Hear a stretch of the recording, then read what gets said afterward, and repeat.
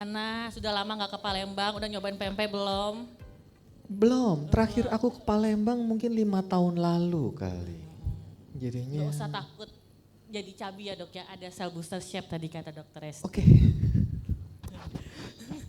Kalau boleh, langsung mulai aja dok. boleh. Ya. Oke, thank you dok. Thank you juga untuk Mr. Moses. Dok, karena jujur saya udah lama nggak ke Palembang. Dan saya agak kurang paham, tadi saya berusaha ngobrol-ngobrol juga. Sebetulnya kalau alat, kita ngomong alat devices kayak laser, problem utama di Palembang dokter nyarinya untuk kasus apa sih dok? Pigment, pigment, scar.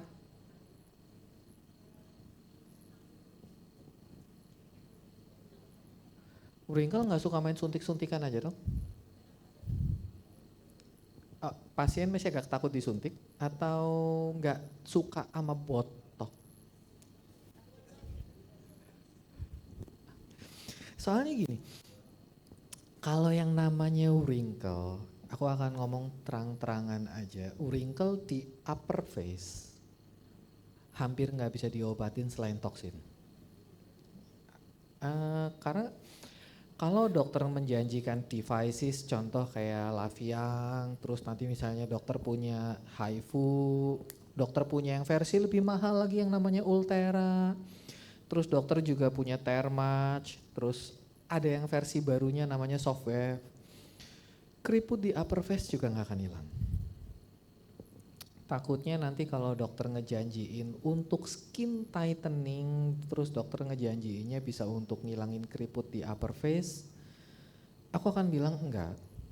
Karena keriput di upper face tuh kebanyakan kan kita bilang namanya adalah dynamic wrinkle atau yang tercipta karena gerakan otot dokter. Begitu juga dengan smiling line, begitu juga dengan marionette line.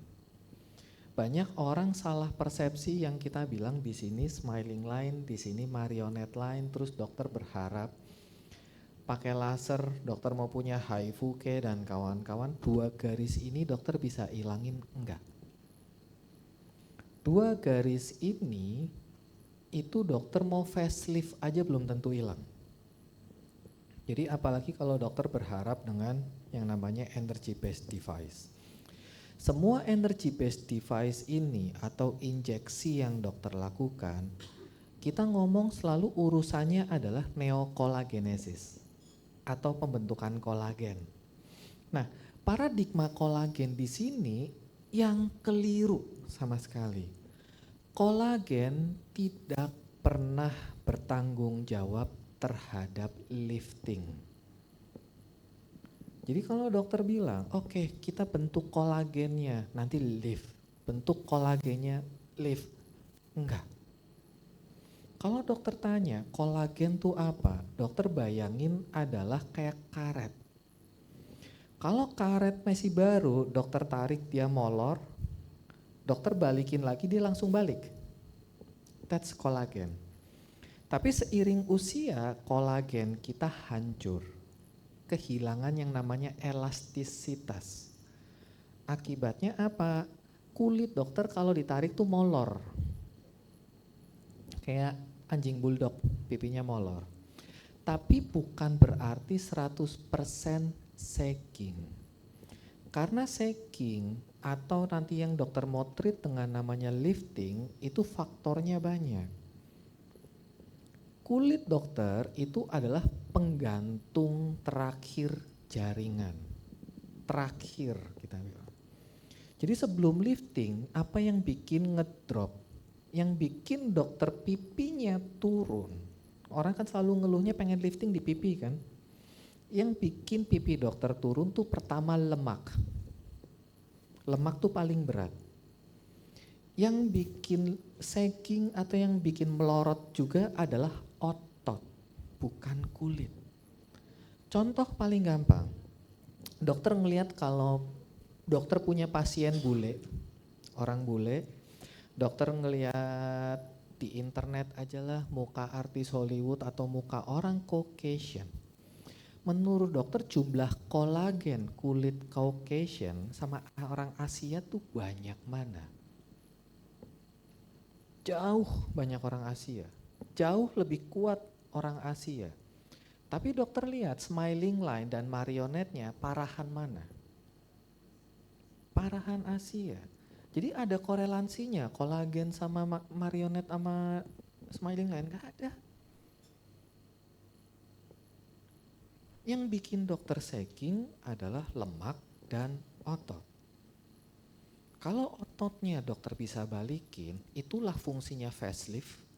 Otot dan smash dibalikin, lemak kerok, lift. Facelift tidak pernah menebalkan kolagen. Kolagen itu penggantung terakhir. Nah, ini problem. Kenapa? Dokter menjanjikan energy based device, neokolagenesis, belum lagi nanti dokter kalau ikut training dijanjiin produk yang namanya kolagen stimulatoran.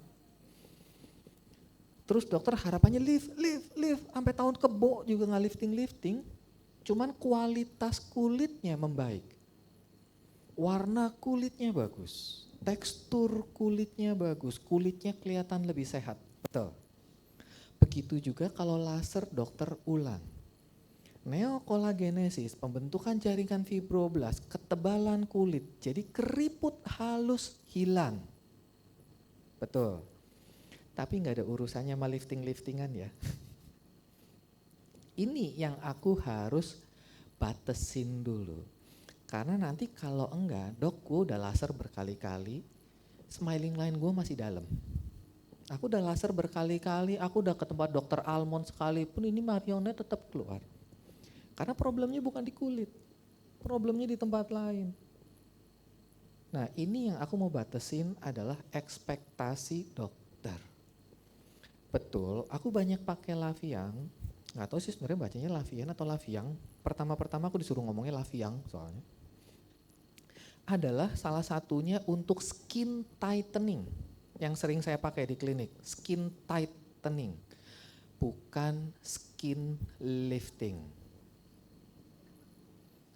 Lifting adalah urusannya nanti saya reposisi lemak, reposisi otot. Makanya lifting kebanyakan nanti dokter mainannya adalah thread, benang. Nanti kebanyakan dokter mainannya filler, it's okay kalau pasien budgetnya kuat.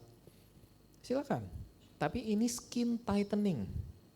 Skin tightening artinya apa? Ketebalan kulitnya saya perbaikin, elastisitas kolagennya saya perbaikin, tekstur kulitnya saya perbaikin. Jadi pasien kalau dipegang kulitnya tuh kenyal, elastis, bukan lift.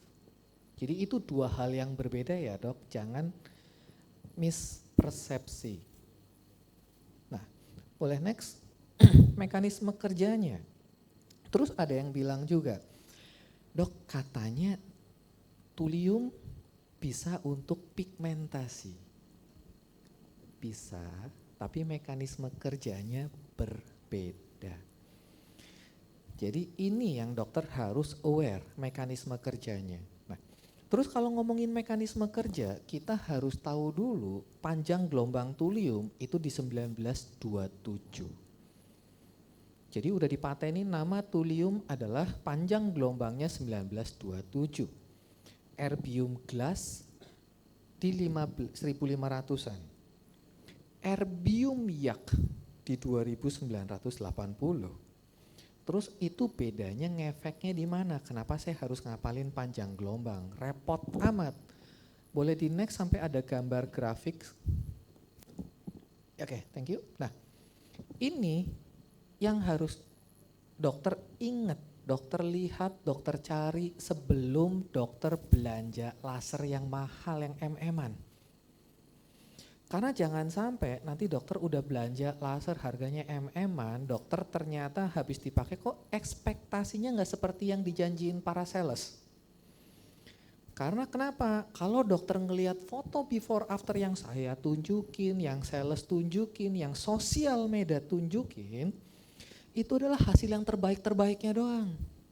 Nggak mungkin dong mereka tunjukin hasil yang biasa-biasa aja, terus di-upload di sosial media. Nggak menarik dong.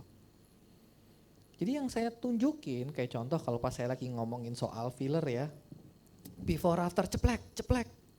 Yang dramatis, yang pakainya berapa? 18 cc, yang pakainya berapa? 20 cc.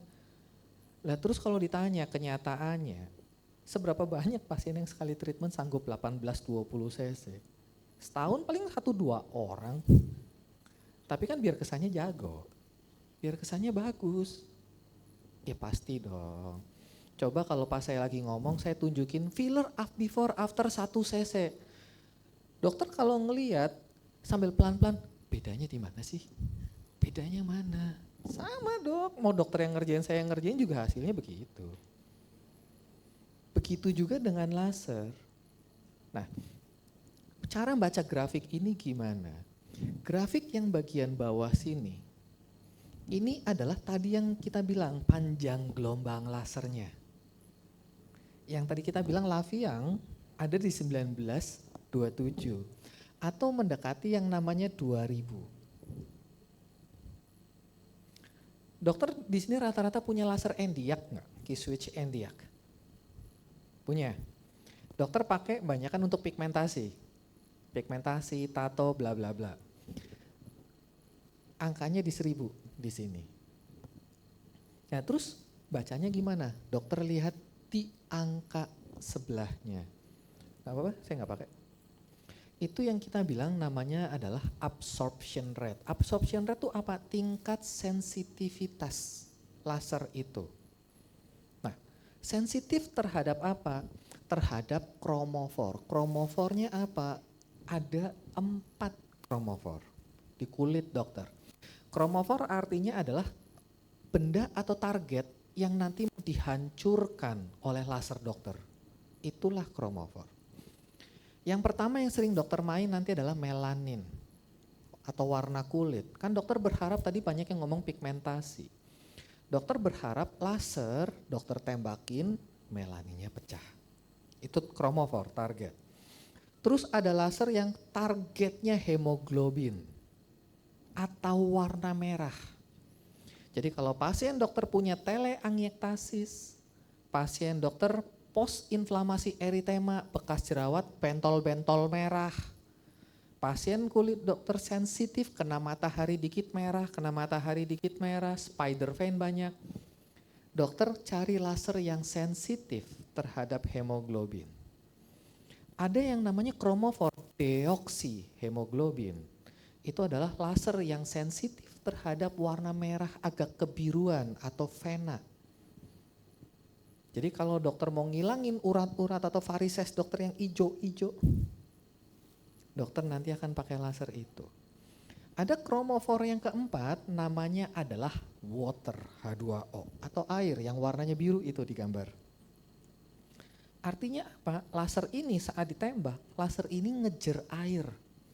Jadi airnya diuapin semua, dipecah semua airnya. Kulit dokter, semua lapisan sel dokter 98%-nya air.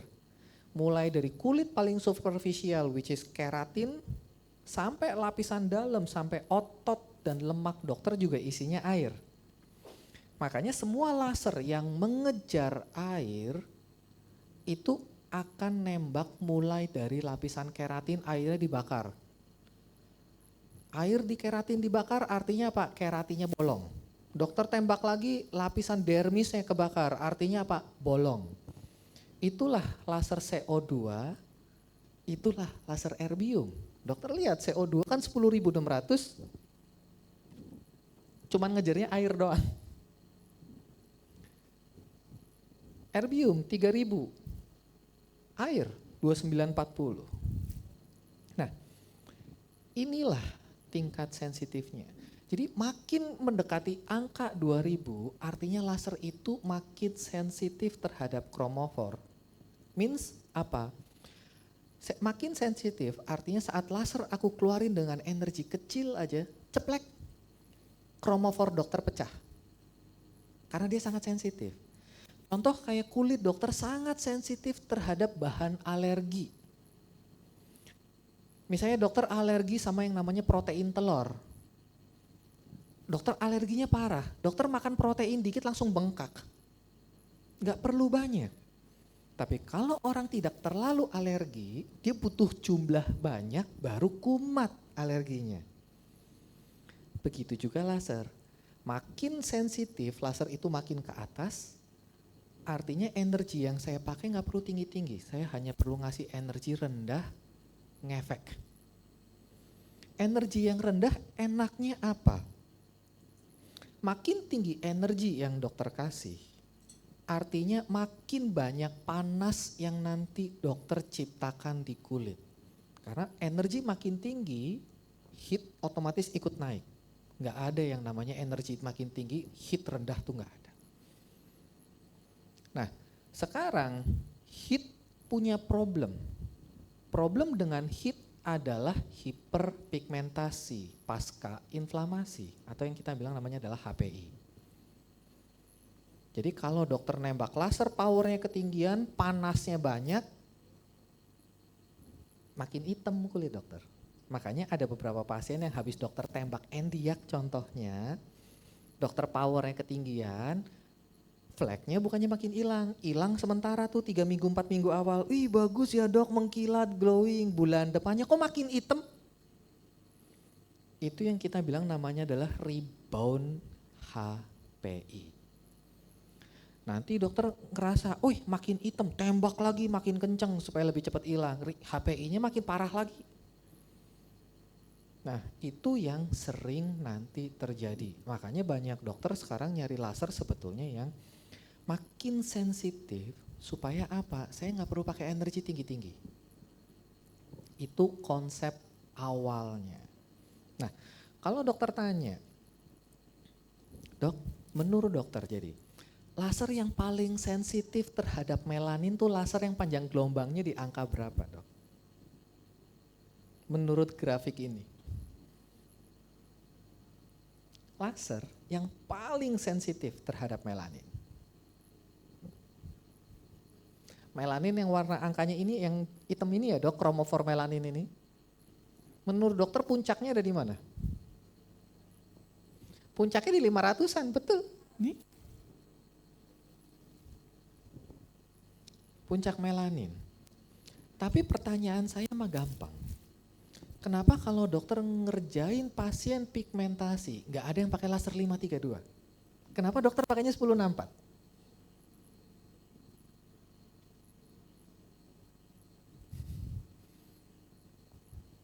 Kenapa dok? Karena laser ini laser bego. Kenapa saya bilang bego? Dokter lihat, di angka 500-an, kromofor hemoglobin sama kromofor melanin mepet. Sama-sama puncak tinggi loh di situ. Tapi hemoglobin sama melanin sama-sama sensitif. Jadi saat laser 532 saya tembak, laser ini bingung mau ngancurinnya warna merah atau warna hitam. Karena dia bisa dua-duanya. Itu yang kita bilang makanya kenapa di Indonesia jarang pakai 532. Karena kulit orang Indonesia hitam. Plus banyak pembuluh darahnya. Jadi saat laser ini saya tembak, laser ini nembaknya melaninnya atau hemoglobinnya nggak ada yang tahu, hanya Tuhan yang tahu kira-kira kenanya kemana. Terus tiba-tiba nggak hilang, tambahin lagi HPI. Karena kenapa? Powernya jadi kegedean. Yang suka pakai siapa? Orang bule. Kulitnya putih-putih. Jadi saat laser ini ditembak, otomatis laser itu cuma ngejarnya hemoglobin atau warna merah. Melaninnya nggak ada. Makanya itu alasan kenapa laser 532 nggak dipakai. Orang Indonesia lebih sukanya adalah 1064 di sini. Karena kenapa? Di 1064 di sini laser dokter sensitif terhadap melanin dan laser dokter bego terhadap hemoglobin. Ada gapnya. Jadi 1064 lebih sensitif 100 kali daripada lebih sensitif terhadap hemoglobin. Jadi saat dokter tembakin 1064-nya, otaknya si laser 1064 ini fokusnya hanya ngancurin melanin doang. Bodoh amat soal pembuluh darah. Nah, sampai sini masih ada yang paham atau bingung? Jangan sampai bingung ya dok, karena nanti thulium lebih ruwet lagi. Ada yang masih kurang jelas dok? Biar saya jelasin di mana bingungnya. Nah, jadi kalau misalnya dokter nanti di klinik, mau ngobatin yang warna-warna merah, spider ventral, yang ektasis, dokter mau beli laser yang panjang gelombang berapa dok?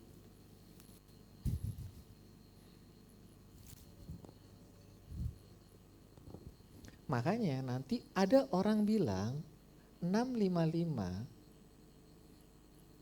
pulse dye itu pilihan idealnya. Karena hemoglobinnya paling tinggi, tapi hati-hati mepet sama melanin. Jadi kerjain di pasien skin type-nya 3 ke atas.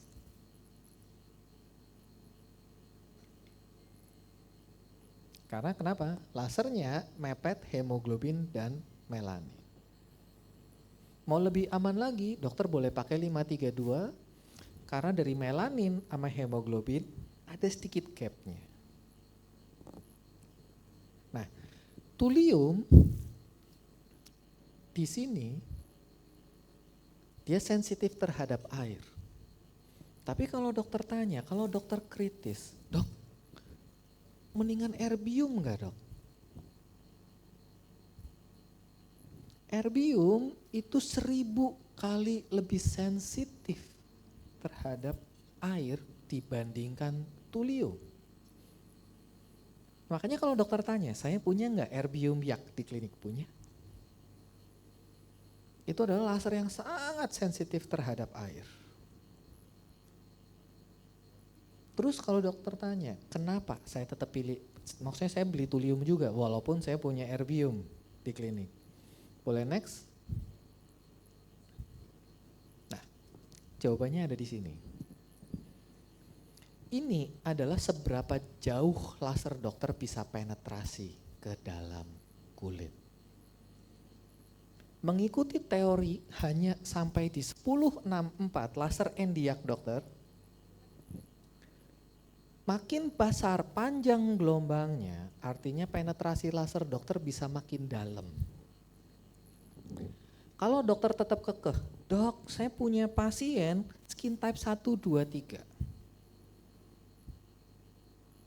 Saya mau pakai laser 532. Bisa nggak ngobatin pigmentasi yang di dermal? Nggak bisa, 532 penetrasinya sangat superficial. Jadi kalau dokter punya pasien problem dermal pigmentation, laser yang bisa nyampe dermal pigmentasi hanya 3. Alexandrite, diode 800, dan endiak 1064. Itu adalah 3 laser yang penetrasinya bisa mencapai ke lapisan dermis. Jadi kalau dokter punya problem pasien pigmentasi di dermal, deep pigmentation, dokter nggak usah mikir laser yang lain karena hanya 3 laser itu yang penetrasinya bisa lebih dalam. Tapi gitu loncat ke 1540 erbium glass, kenapa tiba-tiba jadi superficial? Kenapa thulium lebih superficial lagi? Kenapa erbium lebih superficial lagi tapi CO2 sedikit lebih dalam? Jawabannya adalah sama, di tingkat sensitif. Erbium glass adalah yang paling gak sensitif terhadap air dibandingkan thulium, erbium yak, dan CO2. Artinya lebih gak sensitif, artinya apa? Jadi saat saya tembak si erbium glass ini, erbium glass kena air pertama di lapisan permukaan kulit dokter. Dia sedikit sensitif. Jadi sedikit lasernya hilang, mayoritas masuk lagi ke dalam. Karena dia gak sensitif, dia bodoh amat. Ketemu lagi, baru lasernya habis di dalam. Makanya itu yang kita bilang kenapa penetrasi erbium glass bisa masuk ke dalam. Terus thulium sedikit lebih sensitif daripada erbium glass. Makanya saat saya tembak lasernya, epidermis, laser thuliumnya bekerja sedikit, masuk lagi sedikit, masuk lagi, habis. Karena dia lebih nggak sensitif. Erbium super sensitif, paling sensitif. Saya tembak gitu kena air nguap. Jadi dia nggak bisa masuk. Karena permukaan kulit dokter penuh air. Nah, makanya yang saya sebel kalau dokter pakai Erbium atau CO2 adalah saat dokter pakai anestesi. Dokter pakai anestesi artinya dokter olesin gliserin atau minyak ke permukaan kulit dokter. Dokter tembakin erbium, tembakin CO2, laser dokter udah habis dulu di anestesi dokter. Sisa panas doang yang nyampe ke kulit, terus dokter injek lagi supaya lebih dalam lagi. Wah, HPI semua. Karena kenapa? Erbium adalah yang paling sensitif terhadap air, CO2 lebih nggak sensitif terhadap air dibandingkan hanya erbium. Jadi erbium nomor 1, CO2 nomor 2. Makanya kalau dokter mau nembak CO2 atau erbium saat dokter anestesi, otomatis lah anestesi. Kejam sekali dok nggak di anestesi, sakit sakit. Cuman pastiin dokter cleansing anestesinya benar-benar bagus, jangan tersisa lapisan oil sedikit pun di permukaan kulit. Karena kenapa? Nanti penetrasinya nggak masuk. Jadi saat dokter bersihkan harus benar-benar sampai kering. Nggak bisa cuman pakai air, nggak. Biasanya dokter harus tetap pakai facial wash. Bahan sabun, yes. Kalau enggak akan tersisa. Penetrasi lasernya nggak akan masuk. Begitu juga dengan thulium dan erbium glass. Otomatis dokter pakai anestesi ya, kalau nggak sakit dokter akan diamuk-amuk sama pasien, ya memang. Cuman tolong pembersihannya, karena ini laser yang habis di air, ya pembersihannya harus bagus. Kalau dokter mau pakai anestesi. Pasien saya di Jakarta, entah somehow mungkin edukasi saya lumayan nyampe ke telinga pasien, udahlah dok, langsung aja nggak usah anestesi. Dalam hati sebenarnya saya edukasi adalah untuk menghemat anestesi. Dan yang kedua, ngerjain lasernya sendiri cuma 5 menit. Anestesinya setengah jam. Ngabisin bed pasien saya itu. Kalau di kafe kan sayang tempat duduknya lama-lama nggak muter pasiennya. Dan pasiennya pada nurut supaya hasilnya lebih bagus. Itu juga hal yang sama saat dokter ngelakuin botulinum toksin, hal yang sama, kenapa dokter anestesi? Padahal musuhnya botulinum toksin adalah lidokain. Saat dokter kasih lidokain, efek botulinum toksin dokter ngedrop. Terus botox dokter nggak tahan 6 bulan, dokter nyalahin produknya. Saya bingung di situ. Itu adalah karena anestesinya. Jadi mulai sekarang hemat-hemat anestesi ya dok. Kecuali dokter melakukan treatment yang pakai suntik-suntik, yang gak ada urusannya. Kayak tadi meso-mesoan, anestesi gak anestesi boleh aja, gak anestesi sadis. Jadi tusukin segitu banyak dok. Nah, lanjut ke thulium, boleh slide-nya next. Kenapa aku milih thulium dibandingkan erbium glass, erbium yak, CO2 walaupun semuanya saya punya, 4 itu saya punya semua. Boleh next. Kalau dokter bilang, kok nganggur sih dok beli 4-4-nya? Jujur itu lebih banyak mainan istri saya daripada mainan saya. Jadi saya punya semuanya. Tujuan utamanya adalah untuk ini pigment, skin tight, yang tadi saya bilang skin tight bukan skin lift, pori-pori, sama transepidermal drug delivery. Cara kerjanya gimana? Next lagi. Ya sebetulnya bisa ini semua tapi kebanyakan adalah warnanya. Yang utama adalah yang warnanya biru, yang hitam tuh bonus. Jadi itu adalah efek tambahan bonus. Kenapa efek tambahan bonus? Next, saya akan jelasin di gambar. Nah, ini adalah gambar yang saya mau. Dokter kalau ngelihat lapisan epidermis dokter intact, nggak luka. Tapi yang luka ada di tempat yang kita bilang namanya basal membran. Basal membran itu tempat apa? Basal membran itu tempat stem cell kulit dokter. Jadi kalau dokter kulit punya stem cell, betul stem cell dokter adalah di basal membran. Itu perbatasan antara epidermal dan dermal layer dokter. tempat melanosom dokter juga ada di sana. Pembuluh darah kulit dokter, kita bilang namanya arteri perforator, juga tempatnya di sana. Nah, ini tempat fungsinya banyak jadinya. Stem cell ada, melanosom ada, pembuluh darah ada. Jadi kalau kita bisa nge-treat di sini, banyak hal yang bisa kita treat. Contoh. 1064 adalah laser yang gitu dokter tembak, dia ngejernya adalah melanin. Jadi melanin dokter dipecah supaya fleknya langsung berkurang, supaya pigmentasinya langsung berkurang. Terus bagaimana mekanisme kerja thulium untuk pigmen? Dokter tadi bilang, dok bisa loh thulium untuk pigmentasi.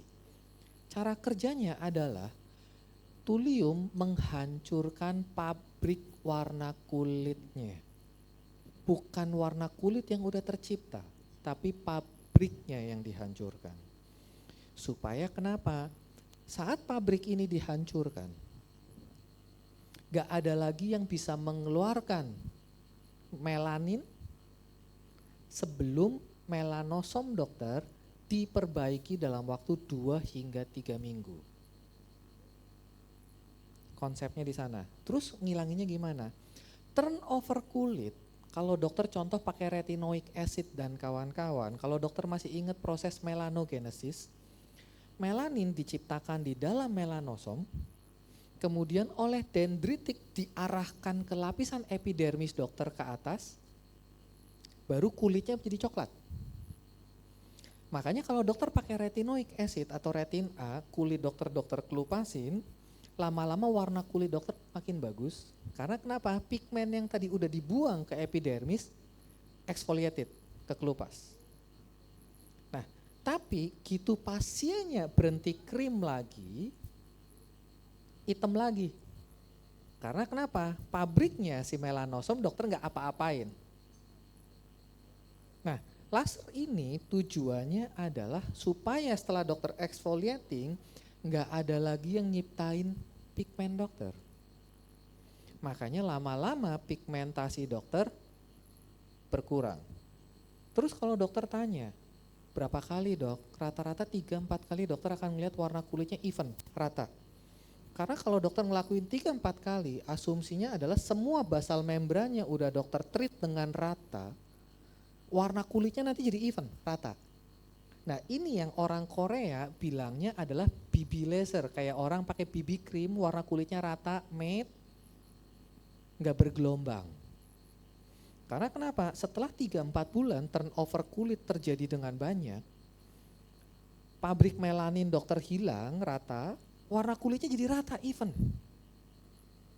Nah inilah mekanisme kerja laser ini yang dibilang orang namanya adalah BB laser. Dan sering saya combine sama 1064. Saya punya 1064, mau dari K-Switch sampai Pico saya punya. Tujuannya apa? Pasien saya hobinya pengen ngebut fleknya hilang. Otomatis apa? Dok, kalau bisa powernya tinggi aja dok, biar pigmennya pecah, pasti pecah dok, jangan pelan-pelan, jangan berkali-kali, saya butuhnya cepet. Toh dokter ngecas saya mahal, jangan diulang-ulang terus lah. Ya, memang saya ngecasnya mahal sih. Tapi aku selalu bilang ke pasien, Bu, kalau saya high power, respon HPI yang tadi saya ceritain bisa keluar, flek ibu nantinya bisa makin hitam. Saya nggak mau nanti ibu ngamuk ke saya, kesannya gara-gara laser saya flek ibu makin hitam. Karena kenapa?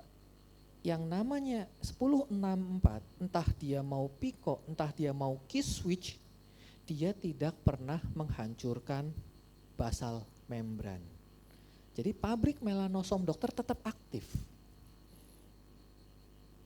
Jadi setelah saya tembak laser Pico atau K-Switch NDX, high power, pigmen-pigmen yang udah tercipta hancur, saya hancurkan pabriknya pakai thulium. Akibatnya apa?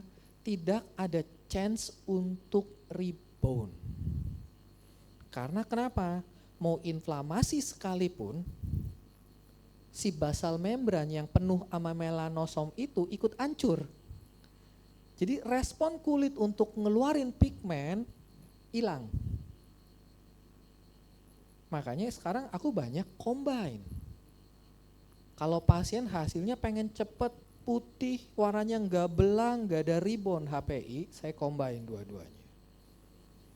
Tapi kalau pasien cuman pengen warna kulitnya rata, even, glowing, thulium aja cukup. Cuman kalau pigmentasi khusus, area pigmentasi nyeplak gede sendirian, tetap dokter akan butuh 1064, entah itu Q-Suite, entah itu Pico. Nah, itulah tadi mekanisme juga yang diceritakan oleh cell booster. Dokter harus ingat ya, cell booster semua punya antioksidan. Contoh vitamin C. Terus antioksidan yang namanya glutathione, arginin, argyresin dan kawan-kawan. Tranexamic acid menurut dokter itu anti pigmentasi kan? Ingat loh ya kata-katanya anti pigmentasi. Dia bekerja menghambat enzim tirosinase. Enzim tirosinase artinya enzim yang dibutuhkan untuk membentuk warna kulit baru. Warna kulit baru. Bukan warna kulit yang udah tercipta terus dokter hancurkan. Beda konsep loh ya. Jadi misalnya dokter udah punya pasien ngeflex plek coklat di situ, dokter injek tranexamic acid, warna coklatnya tetap ada sampai dia ngelupas. Karena kenapa? Tranexamic acid tidak pernah menghancurkan pigmen yang sudah tercipta. Dia fungsinya adalah untuk menghambat pembentukan pigmen baru. Jadi fungsinya sebenarnya mirip kayak thulium. Supaya pabrik warna kulitnya, enzim tirosinasenya diberhentikan, dopa tidak bisa dirubah menjadi melanin. Jadi kalau dokter nge-treat laser, power tinggi, kalau dokter bener mau pakai power tinggi harus di-combine, entah itu thulium atau dokter mau combine dengan cell booster. Oke, untuk mengurangi respon HPI. Karena enzim tirosinase harus dokter turunin atau pabrik warna kulitnya dokter harus turunin. Jadi nggak bisa solo karir. Kalau nggak nanti dia akan rebound. Nah, dok berarti CO2 atau erbium bisa dong untuk ngancurin ini. Tembakin aja terus sampai dalam hancur. Dok, kenapa saya milihnya thulium? Karena kalau saya pakai CO2 atau saya pakai erbium, sistem lasernya karena dia sangat sensitif terhadap air, dia ngebor kulit dari depan, kulitnya dibolongin, belum nyampe bolongin lagi, belum nyampe bolongin lagi. Itu perlukaannya terlalu hebat. Kulitnya kebakar. Itu yang kita bilang nanti namanya downtime. Downtime-nya berapa lama? Kalau sampai basal layer dokter tembus, downtime-nya bisa sampai 2 minggu. Itu yang dokter lihat kalau orang bule pakai TCF fenol tinggi yang jadi gosong hitam atau laser resurfacing yang sampai hitam kayak orang kena air panas itu. Orang Indonesia digituin, wah besok udah ketemu di pengadilan dok.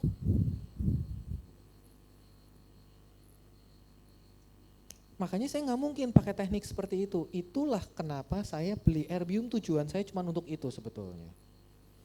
Karena lasernya gitu saya tembak, lapisan keratin dokter hanya rusak sebagian, makin dalam rusak sebagian, dia mentoknya di basal membran. Basal membran dokter pecah, plok. Permukaan kulitnya rusaknya sedikit banget. Makanya kenapa saya bilang downtime-nya cuma 1 hari. Karena keratin dokter besoknya udah healing. Makanya pasien bisa langsung aktivitas, langsung bisa apapun, it's okay, go ahead pergilah sana. Hanya merahnya hanya 1 hari doang. Nah itu juga yang dulunya itu dipakai sebagai alat untuk transepidermal drug delivery. Karena kenapa? Dokter lihat, kulit yang sehat dia sangat padat seperti ini, dense. Tapi gitu, kulit yang ditembak oleh thulium pecah sedikit, pecah di dalam. Jadi kalau dokter oles krim di situ, Karena di sininya banyak holo, banyak rongga-rongga, krim dokter masuknya lebih gampang. Absorpsi atau penetrasinya itu lebih cepat. Makanya dulu laser thulium dipakai sebagai transepidermal drug delivery. Kalau dokter males main microneedling.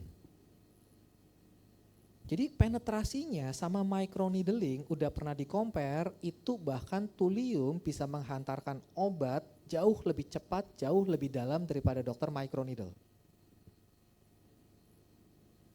Makanya di Korea sebetulnya mereka dari dulu udah laku, tapi sebagai transepidermal drug delivery. Cuman dulu kenapa orang nggak mau beli? Yaelah dok, microneedle, dokter beli yang pen-penan begitu harga berapa juta daripada gue beli suruh se-M laser. Cuman tujuannya untuk bantu masukin obat doang. Mau ngapain?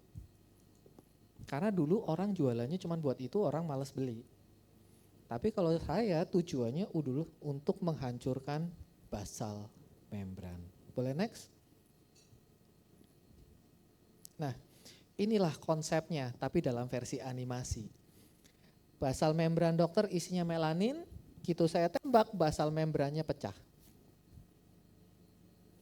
Nanti gitu ada terowongan, ada satu jurnal baru, sebetulnya jurnalnya udah lama, cuman diteliti ulang, jadi dikeluarin case report baru. Saat ini pecah, yang di sampingnya, melanin di sampingnya akan ketarik untuk dikeluarkan sebagai mechanical push over.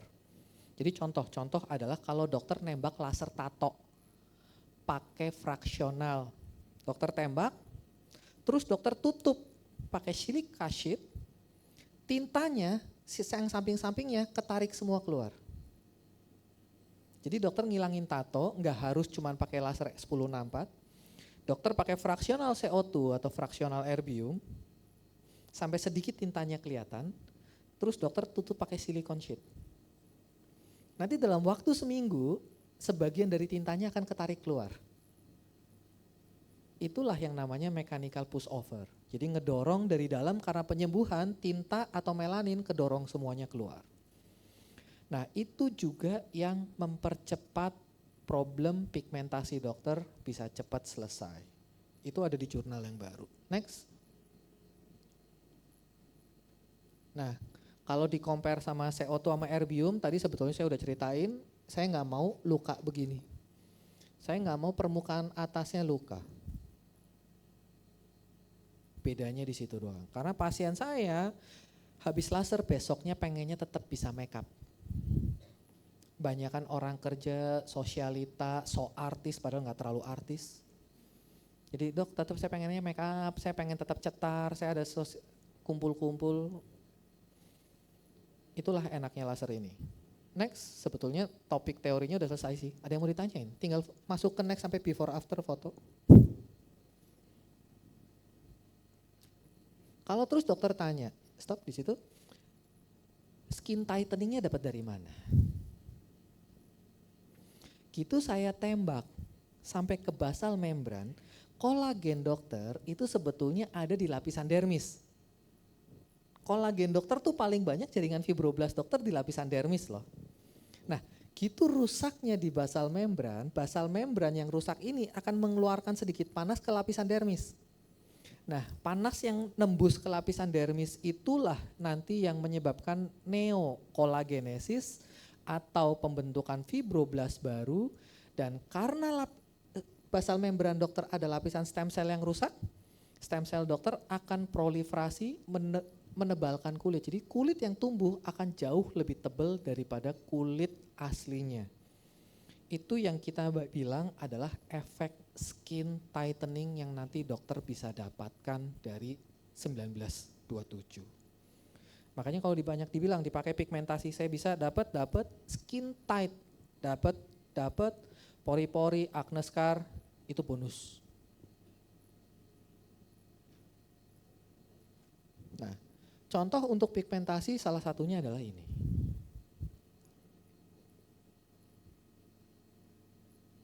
Enaknya ya nggak ada downtime.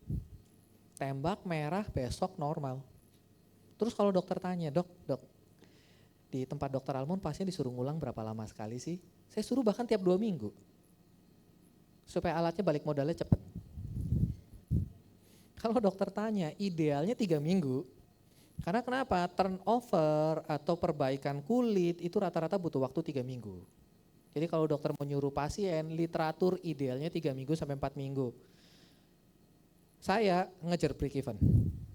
Jadi nggak harus selalu dokter ikutin ya. Next lagi.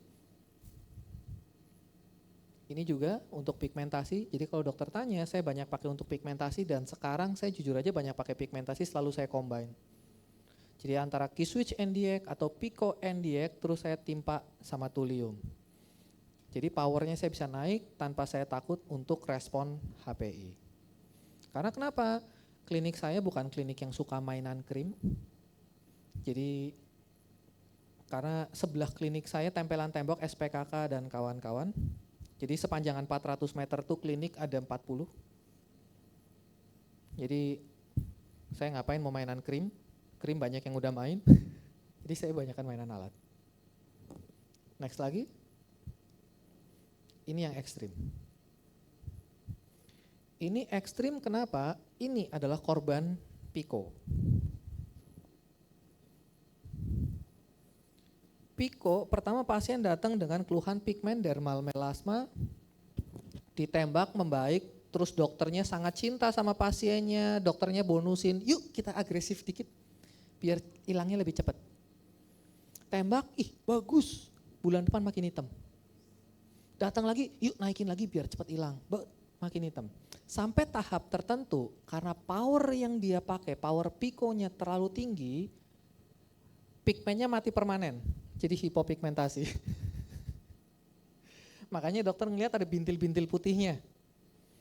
Itu karena power yang dipakai terlalu tinggi, terjadilah hipopigmentasi. Tujuan Thulium yang tadi saya bilang adalah meratakan warna pigmennya. Makanya warnanya jadi lebih samar. Jadi kalau ditanya, saya fokus ngilangin item-itemnya itu enggak? Enggak. Yang saya fokus adalah ngeratain warna kulitnya. Entah warna kulitnya jadi hitam semua atau putih semua, hanya Tuhan yang tahu. Yang penting kan gak belang begitu. Hitam ya hitam sekalian, putih ya putih sekalian. Kalau hasilnya jadi sesuai keinginan pasien, hoki. Cuma seenggak-enggaknya pasiennya udah lebih pede. Jadi kalau dokter tanya, saya kerjain Thulium plus saya combine jujur aja sama exosom, ini bukan murni Thulium doang, enggak. Karena kenapa? Pasiennya pengen ngebet cepet, jadi gitu saya lukain basal membran, saya butuh growth factor untuk mempercepat proses penyembuhan. Yes, memang. Jadi ini adalah treatment kombinasi. Ya. Jadi itu presentasi saya. Terima kasih. Ada yang mau ditanya, Dok?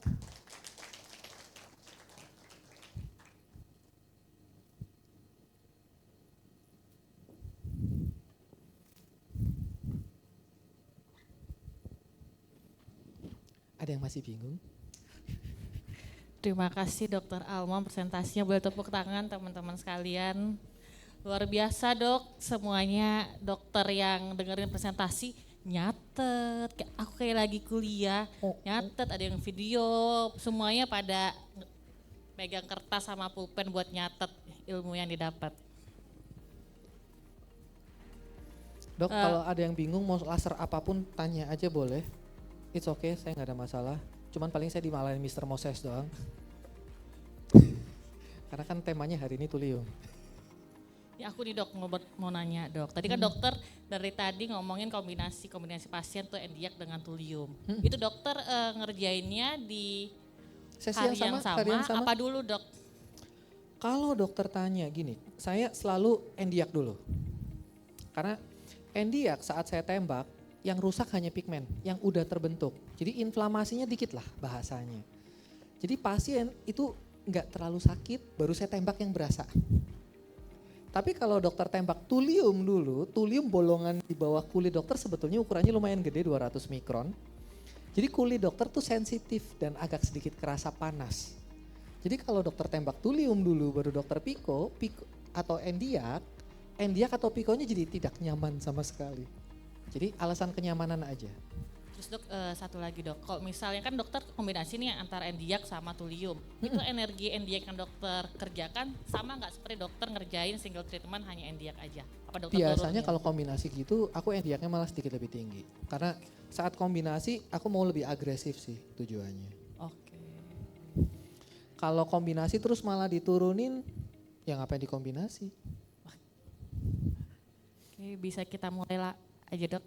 Boleh, Live kalau sambil demonya. dokter mau tanyain juga is okay, nggak masalah.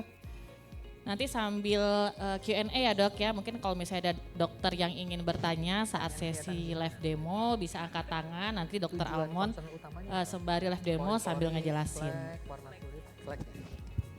Dokter bisa assessment dulu ya dok ya pasiennya sama alatnya. Soalnya berbeda, kalau dokter mau konsultasi dulu sama pasien, tadi saya ngabur. Jadi saya baru pertama kali ketemu pasiennya. Makanya tadi saya tanya ke pasiennya, boleh duduk dulu? Pasiennya keluhan utamanya adalah untuk pigmentasinya. Dan pigmentasi pasiennya kebetulan sebetulnya ini adalah tipenya freckles. Jadi kalau boleh tolong disorotnya ke muka pasien dulu. Iya. Dimatiin aja cahayanya, nggak kelihatan soalnya. Lampunya tolong dimatikan dulu. Oke, sip. Boleh di zoom ke pipi sini. Bisa di zoom. Oke. Jadi mungkin dokter nggak terlalu kelihatan. Jadi keluhan pasien ini adalah pigmentasi dan kedua warna kulitnya kurang rata. Tapi pigmentasinya kebetulan di sini adalah freckles. Freckles paling cuma butuh 2 sampai 3 kali treatment juga selesai. Bisa nggak 1 kali treatment? Bisa. Tapi bukan pakai thulium.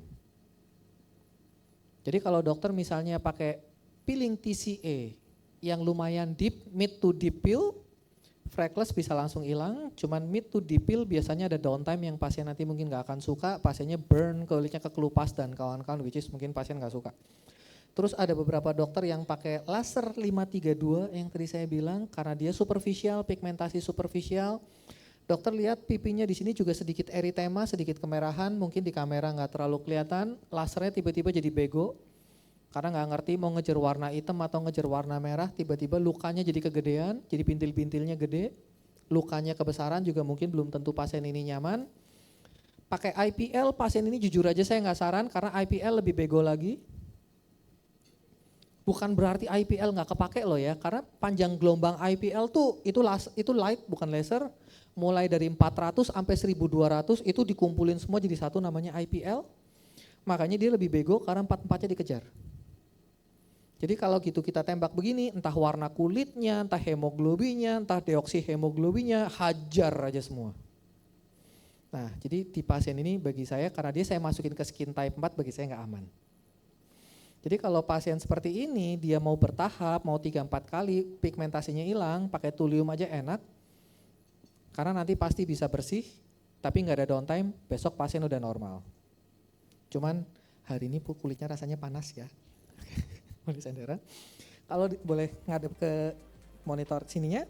Kalau dibilang efeknya apa? Rasa kulit akan panas banget selama 3 jam. Kenapa 3 jam kulitnya panas? Karena laser ini sensitif terhadap air. Artinya apa? Air kulit mau diuapin semua sampai basal membran. Kalau kulit dokter kehilangan air, otomatis kulit dokter dehidrasi. Kerasa panas. Sampai kapan panasnya? Sampai rehidrasi kulitnya terjadi dengan sendirinya, rata-rata itu makan waktu 3 hingga 4 jam. Atau kecuali dokter templokin masker aloe vera dan kawan-kawan atau dokter pakai soothing cream, langsung gone. Tapi kalau dibiarin, dia akan panas kurang lebih 3 sampai 5 jam. Nah, terus kalau dokter lihat, ini adalah settingan-settingan umum yang nanti dokter bisa ketemu di laser, thulium. Ada yang namanya pulse duration. Pulse duration adalah seberapa panjang kontak laser dokter terhadap air. Jadi kalau pulse duration dokter naikin, artinya laser ini nempel ke air dokter makin lama. Kalau laser dokter nempel ke air kulit dokter makin lama, akibatnya apa? Makin panas. Coba dokter salaman sama saya cuman sedetik, tangan dokter nggak panas, nggak keringetan. Coba dokter saya salamin semenit kita pegangan tangan. Anget tuh lama-lama tangan. Karena kenapa? Kontak energinya kelamaan. Nah, pulse duration juga sama. Makin dokter lamain, artinya airnya digodok makin panas. Kalau pulse durationnya dokter kecilin, artinya airnya cuma dibakar doang, nggak dipanasin. Panasnya naiknya cepet banget, airnya nguap, nggak sempet panasnya melebar. Nah, kalau dokter tanya, kapan saya pakai panas tinggi, kapan saya pakai panas rendah? Saya pakai panas rendah kalau saya mau ngobatin pigmentasi. Karena kan pigmentasi musuhnya heat. Tapi kapan saya pakai panas tinggi? Panas tinggi artinya pembentukan kolagennya lebih banyak. Jadi kalau dokter ngobatin acne scar, kalau dokter ngobatin skin tightening, kalau dokter pori-pori, pulse duration dokter naikin, dokter tinggiin, it's okay. Cuman pasien ini masih muda, kulitnya masih bagus, saya nggak butuh skin tight, dia nggak ada acne scar, saya akan turunin seturun-turunnya pulse durationnya. Karena kenapa? Saya nggak butuh panas. Saya butuh maksal membran pecah tanpa panas kalau bisa. Saya turunin aja. Energi. Makin banyak air, energi dokter makin turun. Karena kenapa? Lasernya sensitif terhadap air. Kulit ini pasiennya moisturizingnya bagus. Jadi saya nggak perlu pakai energi tinggi-tinggi. Saya turunin. Distance artinya kerapatan antar tembakan. Dokter kalau pernah nembak fraksional laser, kan ada jeda antar titik sama titik sampingnya. Nah itu distance itu dokter ngatur jeda antar titiknya seberapa rapat. Karena keluhannya pigmentasi, oh jelas saya mau rapat. Supaya basal membrannya hilangnya rata. Tapi kalau acne scar, pori-pori, dokter nggak usah rapet-rapet banget. Overlap artinya satu tempat itu dokter mau tembak berapa kali atau yang kita bilang namanya stacking.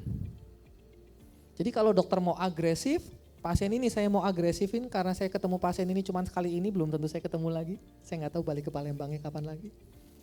Jadi saya mau agresif, saya naikin satu tempat saya tembak 2 kali.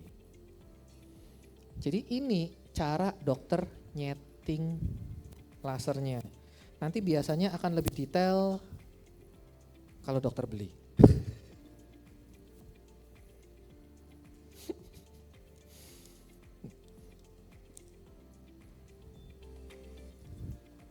Hmm?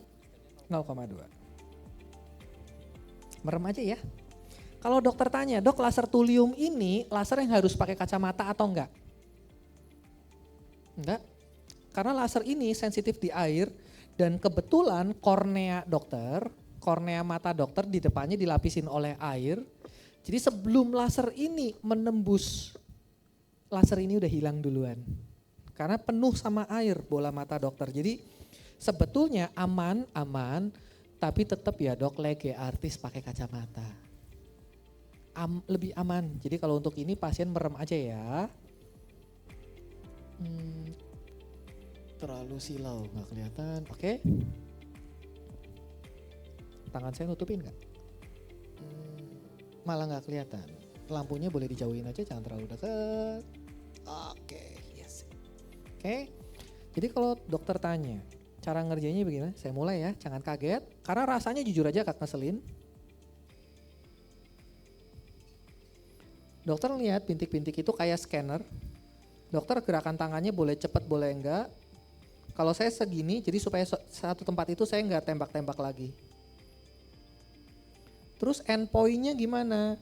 Endpointnya eritema dan terjadi yang namanya plakat atau kayak indurasi. Nah plakat itu kayak orang alergi itu nanti biasanya tercipta berapa lama? Biasanya setelah 1 hingga 2 menit. Jadi kalau dokter udah tembak, dokter jangan buru-buru langsung ditembak sekali lagi, tapi dokter kerjain area lain dulu, terus dokter sambil lihat apakah area itu nanti endpoint-nya udah tercipta. Endpoint itu atau plakat atau undurasi itu tercipta kenapa? Karena kalau dokter tembak dan basal membrannya luka, basal membran itu akan terjadi yang namanya proses inflamasi. Proses inflamasi itu yang nantinya akan membuat undurasi atau plakat di permukaan kulit karena kulitnya kedorong ke atas karena di tengah-tengah kulit dokter ada yang namanya proses inflamasi.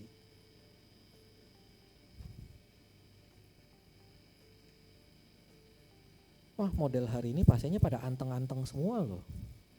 Tadi sel booster juga pasiennya anteng, ini anteng banget. Anestesinya bagus ya.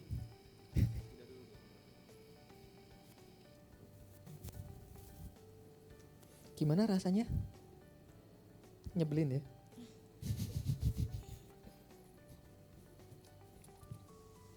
Oke, udah kelihatan?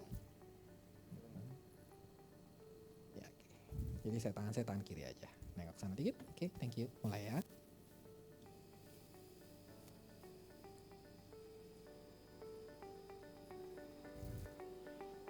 Kalau mau sambil ditanyain boleh ya dok. Saya lumayan bisa multitasking kok. Mungkin kalau ada dokter yang mau bertanya, boleh angkat tangan dok.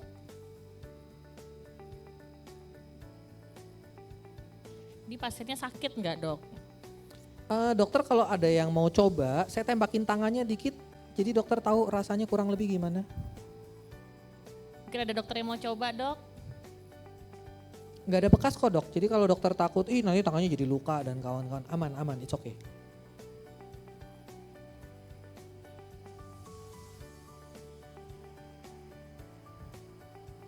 Udah erytem ya dok ya? Yep.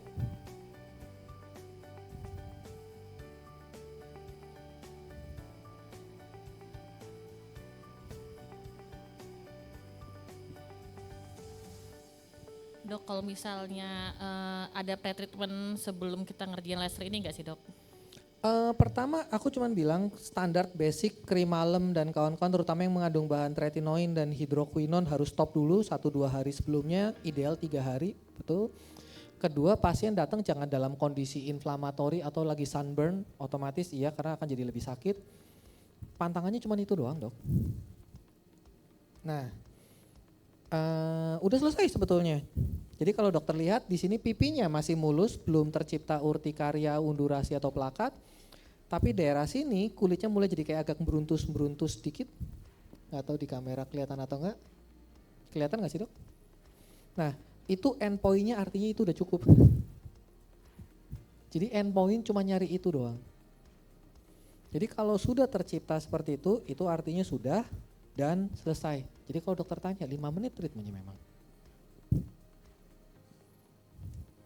Misalnya pasiennya banyak bisa kita kerjain semua ya dok ya tanpa capek. Betul, itu yang saya suka sih, jadi balik modalnya agak cepet. Kasih ya. Mungkin ada dokter yang ingin bertanya dok pada dokter Almond. Iya dok, gak apa-apa, saya gak gigit kok. Dok, saya lagi nih yang nanya nih. Benar. Oh dok. Dok, izin saya Dr. Caroline dari Prabu Muli.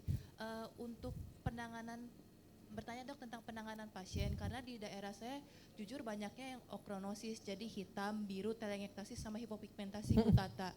Nah itu kira-kira apa yang harus didahulukan dok untuk pasien yang seperti ini dalam penanganan laser?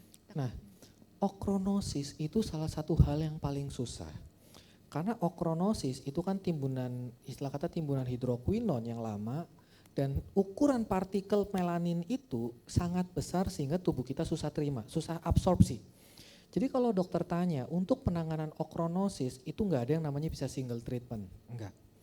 Yang pertama, dokter harus percepat turnover kulit untuk ngebuang pigmen-pigmen yang ada di lapisan epidermis sesuai dengan pengelupasan kulit, otomatis. Jadi dokter boleh pakai chemical pills, dokter boleh pakai retinol, retinoic acid, rutin, it's okay, yang pertama. Yang kedua, dokter harus hancurin pigmen yang udah terlanjur tercipta. Mau nggak mau apa? Dokter nanti akan pakai entah key switch NDX 1064 atau dokter pakai 1064 Pico, it's okay, fine, dokter hancurin. Tapi sehancur-hancurnya, sebagus-bagusnya, makrofag dokter, kita ngomongin soal makrofag. Makrofag dokter belum tentu cukup kuat untuk makan pecahan pigmen dari hidroquinone itu yang sangat besar.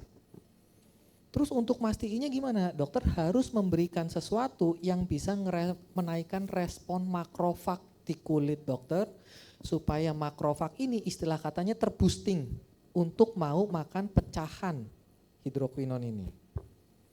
Kalau dokter tanya, contohnya apa? Hampir semua growth factor yang ada di pasaran, contoh mau salmonan boleh, mau sekretom boleh, mau eksosom boleh, itu bisa menaikkan stimulus makrofag. Yes, memang silakan dokter boleh kombinasi. Cuman kombinasi itu hanya bisa dikerjakan saat pigmennya dokter pecah.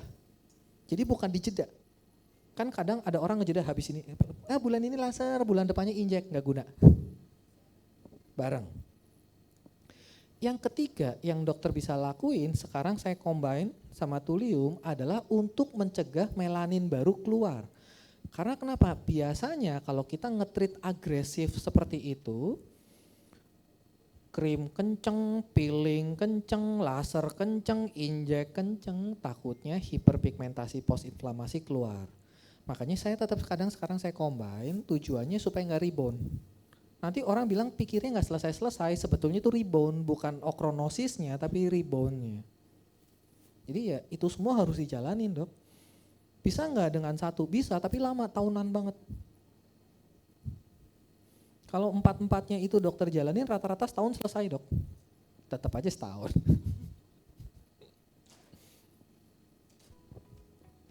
Ya dok? Ada lagi dok yang ingin bertanya, boleh angkat tangan.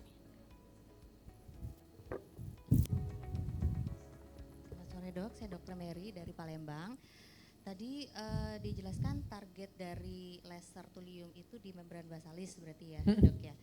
Lalu apa yang terjadi jika pada saat kita lasernya bekerja dilakukan selama berulang tanpa dikombinasi dengan seperti stem cell atau growth factor, apakah ada risiko terjadi hipopigmentasi dan kawan-kawan. Hipopigmentasi atau seperti kayak pabrik yang sudah tidak bisa terproduksi sampai seterusnya. Lalu kemudian pertanyaan kedua, apakah alat ini bisa digunakan untuk membantu pasien vitiligo? Terima kasih. Jadi gini dok, makanya ada alasannya kenapa laser ini keluarnya dalam bentuk fraksional. Kenapa nggak keluar dalam bentuk full ablatif kayak dokter nembak spot size-nya 2 mm, 3 mm, 4 sampai 7 mm. Karena kenapa? Setiap kali dokter gerakin diharapkan enggak semua basal membrannya rusak. Jadi kayak dokter nembak laser fraksional di kulit, tujuannya apa? Supaya ada kulit di sampingnya yang sehat, membantu penyembuhan kulit yang dokter tembusin pakai fraksional. Makanya kenapa thulium hanya dikeluarin dalam bentuk fraksional, kayak tadi dokter lihat kayak bentuknya kayak scanner.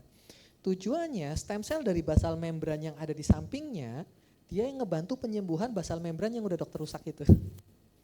Untuk mencegah respon yang kita nggak mau, seperti salah satunya adalah hipopigmentasi. Yes, betul.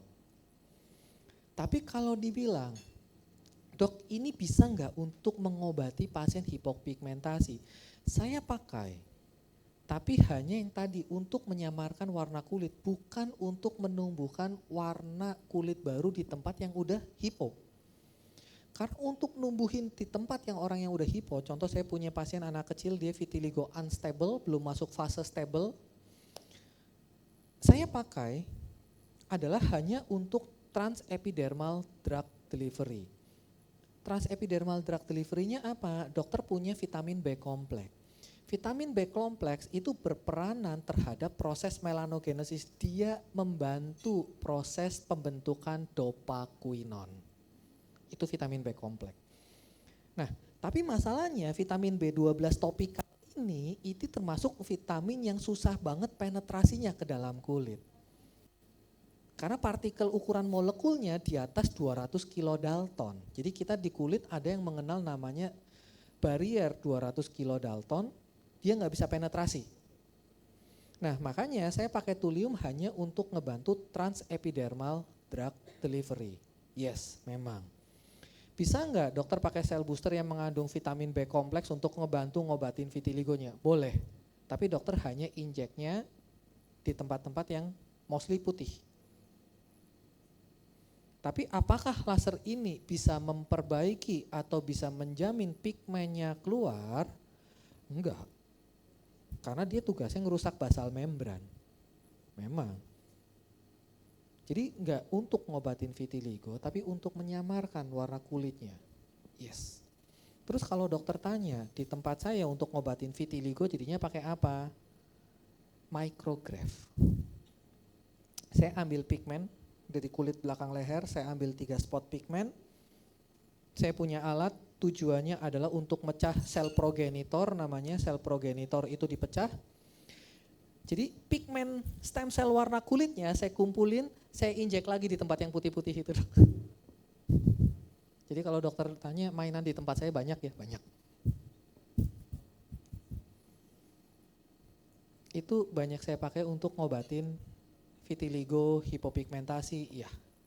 Tapi laser ini hanya untuk ngebantu supaya warna kulitnya even atau rata.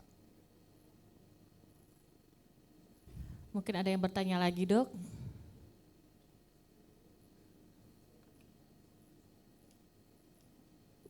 Ada lagi dok yang masih bingung? Ada dok yang mau bertanya. Halo, selamat sore Dr. Almond. Ya. Saya mau tanya sedikit dok, saya Dr. Edi dari Palembang. Saya minta tampilkan slide terakhir dok. Boleh? Yang pasien? Iya. Boleh. Yang slide terakhir pasien. Yang slide terakhir pasien itu kan? Iya. Boleh minta tolong slide terakhir pasien?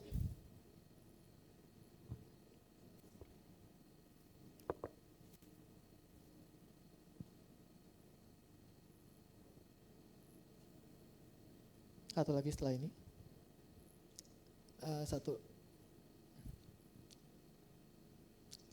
Mungkin kelewat.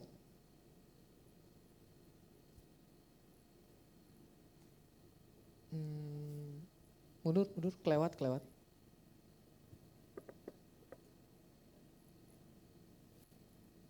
Mundur. Pasien yang kayak polkadot pipinya.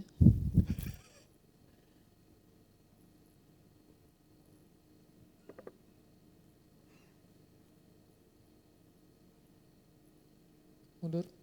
Soalnya ini bukan pasien saya, ini pasien dari slide-nya Laviang.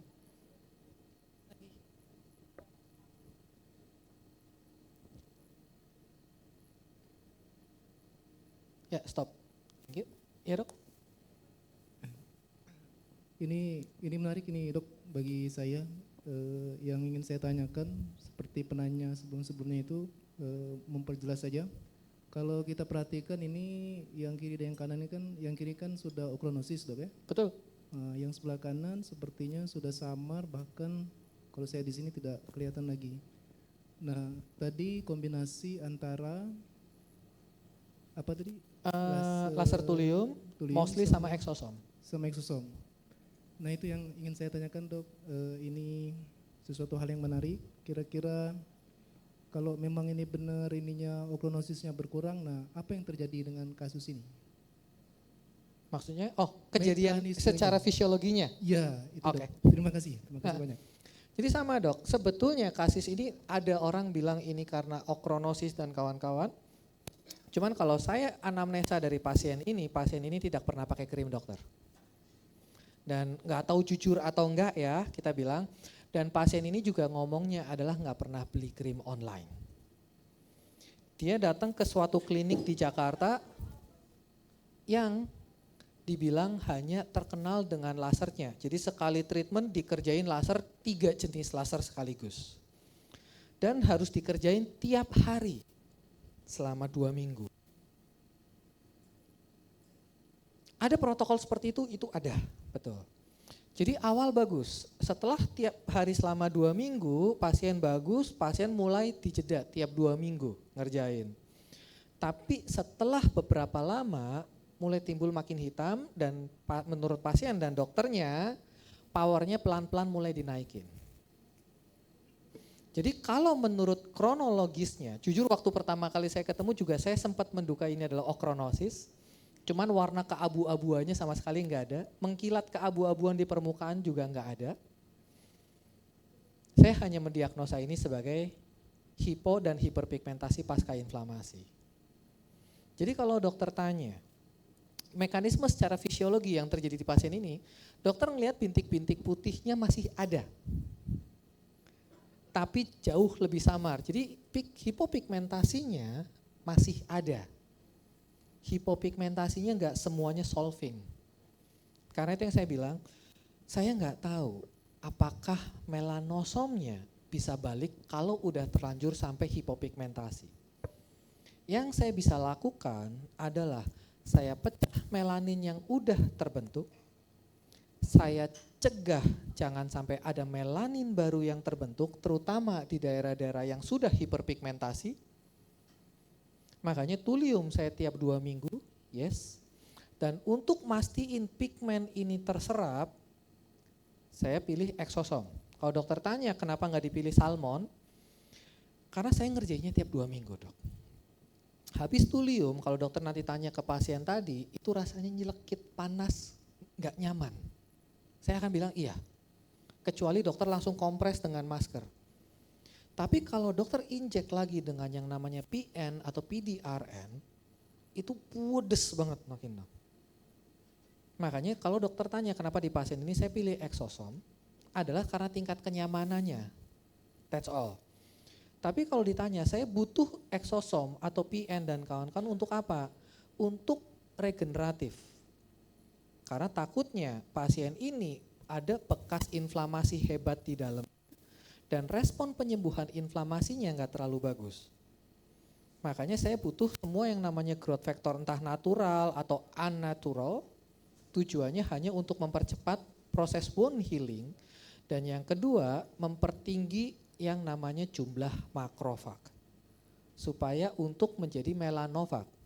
Memang. Terus kalau di rumah pasien saya kasih apa?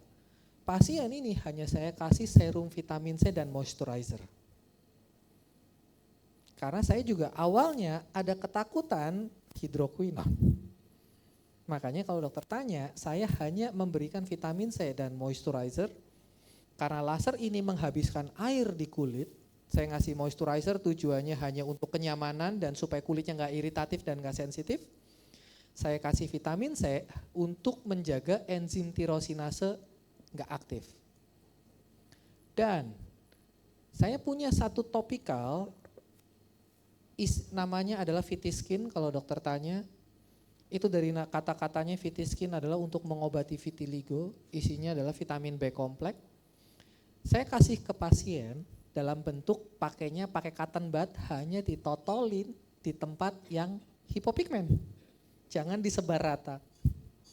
Dengan harapan tujuannya itu bisa mengaktifkan proses melanogenesis di tempat yang putih. Jadi di tempat yang putih itu ada yang tumbuh dan hidup, ada yang sampai sekarang nggak hidup-hidup. Jadi kalau dokter lihat nanti ada tempat beberapa tetap putih, tetap ada. Tapi mostly pasien ini sekarang perawatannya udah basic. Dia hanya laser dengan low power biasa, kadang thulium, kadang cuman facial dan kawan-kawan karena udah nggak terlalu kelihatan. Tapi perjalanannya panjang. Jadi secara fisiologis itu yang terjadi.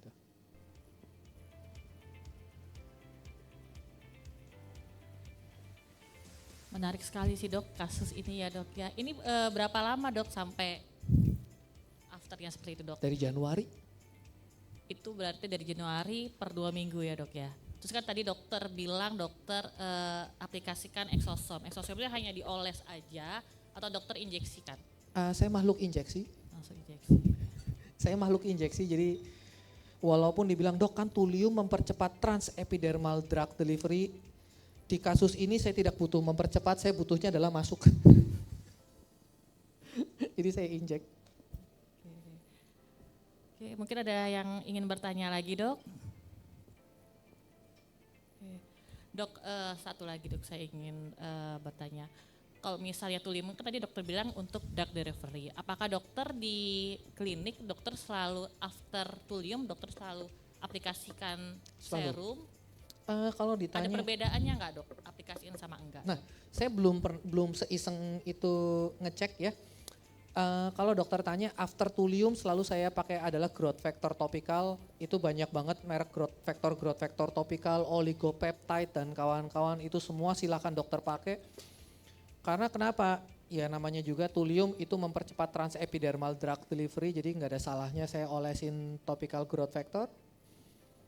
Dokter punya sisa rejuran, susanocleovir, olesin. Dokter itu yang injectable grade. Kalau sisa, kalau dokter enggak pakai yang growth factor sintetik, dokter oles, it's okay, fine, penyembuhannya bagus banget. Tapi kalau dokter compare, dok yang diolesin topical growth factor sama enggak, saya belum ngetes sih half life-nya. Jadi mostly dokter pasti olesin Selalu, ya dok ya? selalu. Soalnya setelah saya oles growth factor, selalu saya timpa lagi sama moisturizer. Dokter ada tips nggak sih dok after thulium itu after care-nya gimana? Tadi kan dokter bilang tadi ada yang langsung dokter olesin vitamin C itu hari keberapa terus Vitamin C saya nggak langsung ya. Wudes. Vitamin C saya nggak langsung, jadi biasanya saya olesin dulu yang namanya growth factor topikal, habis itu saya olesin moisturizer, setelah 3-4 jam kadar airnya cukup tinggi, saat pasien dibilas juga pasien udah nggak ngerasain panas lagi, baru pasien silakan pakai serum vitamin C. Oh berarti di hari yang sama ya dok ya? 4 Boleh jam? di hari yang sama tapi tergantung pasiennya ngerjain lasernya kapan. Kalau pasiennya ngerjain lasernya jam 9 malam, jam 10 malam ya udah besok aja lah. Kalau nggak perih dok, cobalah. Tidak mau. Mungkin ada ingin yang bertanya lagi dok? Terakhir sesi pertanyaan. Oke. Sepertinya sudah jelas sih dok semuanya. Kuliah hari ini oleh Dr. Almond. Panjang ya. Boleh tepuk tangannya dok sekali lagi untuk Dr. Almond.